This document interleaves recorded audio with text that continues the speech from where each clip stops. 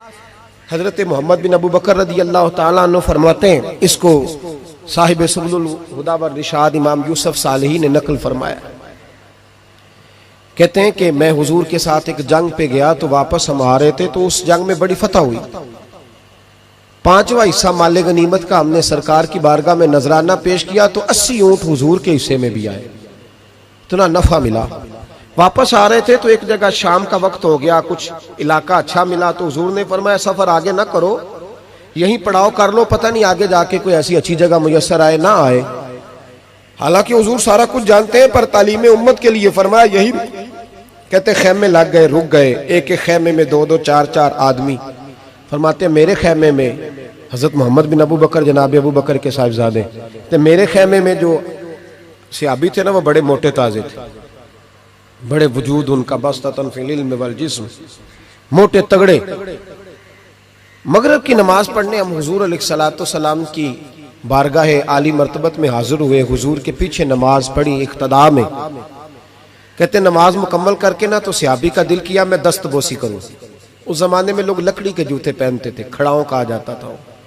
हुजूर के कदमैन शरीफैन पर नालैन मुकद्दस नहीं थे और हुजूर का वजूद ना बड़ा नाजुक था। सहाबा कहते हैं जब दस्ते मुबारक में हाथ मिलाते थे तो हुजूर का दस्ते मुबारक कस्तूरी से ज्यादा खुशबू वाला होता था और बर्फ से ज्यादा ठंडा होता था।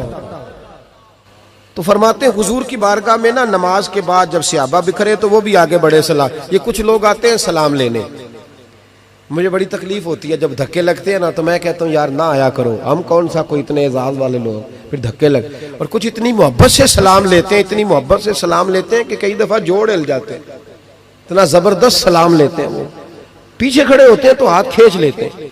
अब वो तबीयत भी नहीं चाहती कि किसी को कुछ कहा जाए, लेकिन वो बाद में महसूस होता है कि ये मोहब्बत हुई है और मोहब्बत में मामलात बड़े दूर निकल जाते हैं कई दफा। तो मोहब्बत तो इसका नाम है कि महबूब को आसानी किस बात में है, महबूब को आसानी किस बात में है। मोहब्बत इस चीज का नाम, इस चीज का नाम नहीं कि मैं क्या ख्वाहिश कर रहा हूं, महबूब वो वाली करे ना। वो राजी किस बात में है, मैं गुड्डी ते हथ डोर सज्जन दे, वो जिंज रखे उंज रहना है। वाजिब नहीं जे विच शरीयत मंदा खसम नु कहना। बात तो ये है कि उसको आसानी किस बात में, आम दाम बरसरे मतलब। वो सलाम लेने के लिए जब आगे बढ़े ना तो जोश में दौड़ के आगे बढ़े। हुजूर के दस्ते मुबारक को चूमा, लकड़ी के जूते पहने थे, हुजूर के कदम मुबारक पे जूता नहीं था। उन्होंने अपने पैर से हुजूर का पैर दबा दिया। तो जो है मेरी बात पर, ये बाटा के जूते पहनने वाला जब किसी का पैर दबाता है ना और बंदा भी तगड़ा हो तो एक दफा समझ आती है कि किसी ने पैर दबाया है। तो महबूब के दस्ते मुबारक में छड़ी रहती थी, सुन्नत मुबारक है छड़ी रखना, आसा मुबारक। जब उस सहाबी ने पैर दबाया ना तो नबी पाक, अब वो छोड़ भी नहीं रहे, देर हो गई, पैर पे पैर रख के खड़े, तो तकलीफ महसूस की। सरकार ने तो छड़ी पेट में चुभई, फरमाया यार मेरा पैर तो छोड़ दे। अब वो पीछे हटे तो बड़े परेशान हुए कि ये मुझसे क्या हो गया, कांपने लगे, रोने लगे। हुजूर ने फरमाया कोई बात नहीं जाओ। सहाबा ने भी जरा घूर के देखा, महबूब नीचे बैठ गए, अपना कदम मुबारक दबाया। हजरत मोहम्मद बिन अबू बकर कहते हैं हम अपने खेमे में हम लोग चले गए। इशा की नमाज भी हुजूर के पीछे पड़ी, पर वो सहाबी सारी रात सो नहीं सके। यार ये मुझसे क्या हो गया, गिरा जो उनकी निगाह से वो संभल नहीं सकता। मैंने हुजूर को तकलीफ दी, महबूब को तकलीफ दी। कहते वो तड़पने लगे, रोने लगे। ये मुझ सारी रात मैं तसल्ली देता कि यार वो कोई ऐसी वैसी बात नहीं, अल्लाह ने हमारे महबूब को रहमत लिल आलमीन बनाया और हुजूर जानते हैं कि तूने जानबूझ के ऐसा नहीं किया। लेकिन वो अंदर का जो है ना वो माहौल, वो उनको सोने नहीं देता। कहते हैं सहरी का वक्त हुआ तहज्जुद का, तो सैयदना बिलाल हबशी आए, खेमे के बाहर खड़े हो, कहने लगे बंदा किधर है जिसने कल मगरिब के वक्त हुजूर का पैर दबाया, किधर है? कहते हैं अब तो वो और डरे और कहने लगे लगता है मेरी मुजम्मत में कुरान आ गया। महबूब की गैर इरादी बेअदबी भी अल्लाह को पसंद नहीं। कहा लगता है आयतें आ गई, पता नहीं मेरे बारे में क्या हुक्म आया होगा। आप अपने अब्बा से कह के मेरी सिफारिश कराएंगे, जनाब सिद्दीक अकबर से कहेंगे, कहीं ऐसा ना हो कि मेरी दुनिया भी जाए और आखिरत भी जाए। कहते तड़पते सिसकते दरे रसूल पे पहुंचे, सहरी का वक्त, हुजूर तशरीफ फरमा है। कहते अब मैं और वो मुंतजिर थे कि कोई ऐसा हुक्म आएगा। पता नहीं क्या बनेगा और उस हुक्म के मामले में फिर कहां तक बात जाएगी।